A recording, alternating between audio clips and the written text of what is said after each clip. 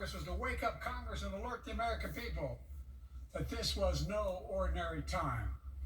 Freedom and democracy were under assault in the world. Tonight, I come to this same chamber to address the nation. Now, it's we who face an unprecedented moment in the history of the Union.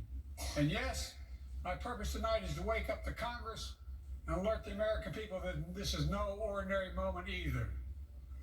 Not since President Lincoln and the Civil War have freedom and democracy been under assault at home as they are today. What makes our moment rare is that freedom and democracy are under attack both at home and overseas at the very same time. Overseas, Putin of Russia is on the march, invading Ukraine and sowing chaos throughout Europe and beyond. If anybody in this room thinks Putin will stop at Ukraine, I assure you he will not. Nope, he will not. But Ukraine can stop Putin. Ukraine can stop Putin if we stand with Ukraine and provide the weapons that it needs to defend itself. Yes. That is all. The war in Ukraine, and I'm determined to keep it that way. But now, assistance to Ukraine is being blocked by those who want to walk away from our world leadership. It wasn't long ago when a Republican president named Ronald Reagan thundered, "Mr. Gorbachev, tear down this wall." Yes. Now,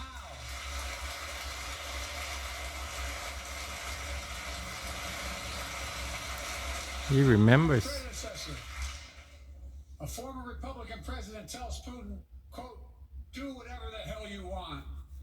That's a quote. A former president actually said that bowing down to a Russian leader, I think it's outrageous, it's dangerous, and it's unacceptable. Very good. Yeah, you gotta hit back just like that.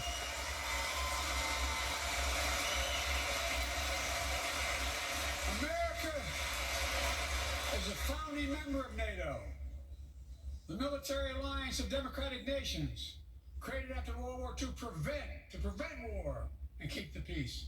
And today, we've made NATO stronger than ever. We welcomed Finland to the alliance last year.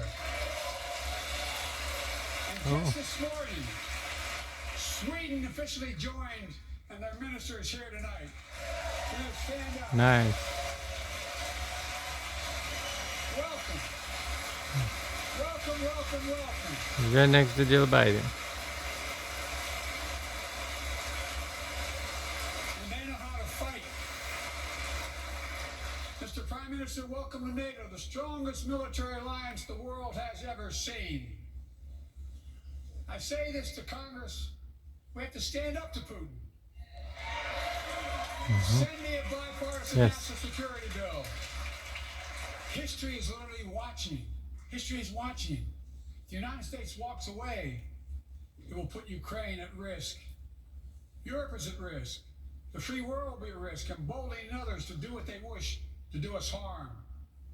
My message to President Putin, who I've known for a long time, is simple. We will not walk away. Yes. No, we will not walk away. We will not bow down. No. I will not bow down. No. Oh, Pelosi is over No there. sense. History is watching. History is watching. Just like history watched 3 years ago on January 6th. Insurrection stormed this very Capitol and placed a dagger to the throat of American democracy. Look at that. Many of you were here on that darkest of days. We all saw with our own eyes the insurrectionists were not patriots. They'd come to stop the peaceful transfer of power, to overturn the Right will on of the TV. people. National TV. January 6 lies about the 2020 election and the plots to steal the election posed a gravest threat to U.S. democracy since the Civil War. But they failed. America stood.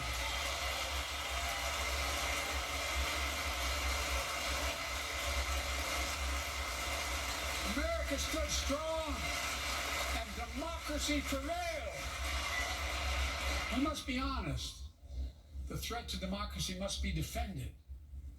My predecessor and some of you here seek to bury the truth about January 6th. Yep. I will not do that. No. This is the moment to speak the truth and to bury the lies. Here's the simple truth. You can't love your country only when you win. Nice. Oh, that's a good shot.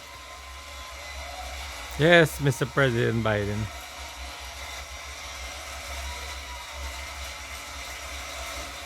As I've done ever since being elected to office, I ask all of you without regard to party to join together and defend democracy. Remember your oath of office of defending against all threats, foreign and domestic. Right. Respect free and fair elections, restore trust in our institutions, and make clear political violence has absolutely no place in America, zero place.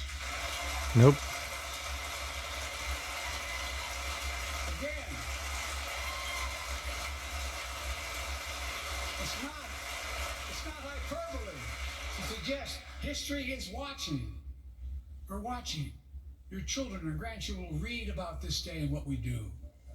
Yep. History is watching another assault on freedom. Joining us tonight is Latoya Beasley, a social worker from Birmingham, Alabama. 14 months ago, she and her husband welcomed a baby girl thanks to the miracle of IVF. She's scheduled treatments for her second child. The Alabama Supreme Court shut down IVF treatments across the state, unleashed by a Supreme Court decision overturning Roe v. Wade. She was told her dream would have to wait. What her family had got through should never have happened. Unless Congress acts, it could happen again. So tonight, let's stand up for families like hers. To my friends across the aisle, don't keep this waiting any longer. Yep.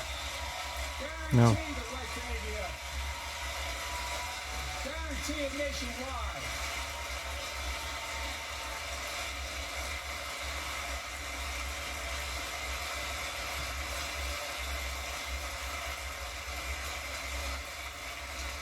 Like most Americans, I believe Roe v. Wade got it right. I thank Vice President Harris for being an incredible leader defending reproductive freedom. Yes, very good.